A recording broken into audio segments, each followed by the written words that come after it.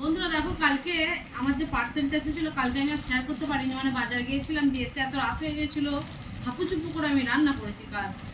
তো পার্সেলটা দেখি ঠিকঠাক এসেছে নাকি। আমি যে হলুদ রঙের চিকন কারি কুর্তিটা নিয়েছিলাম না, তো সেই কুর্তিটা আমি দুবার অর্ডার দিয়েছি, মানে রিটার্ন করে, কিন্তু দুবারই আমার প্রচণ্ড বড় এসেছে সাইজটা।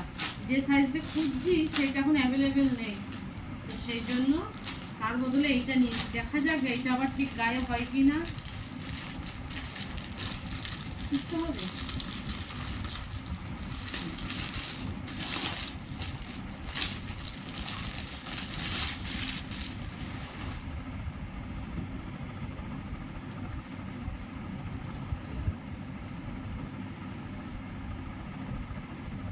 স্কার্ট, এটা বাড়িতে পরার জন্য নিয়েছি, আর তার সাথে আছে কুর্তি।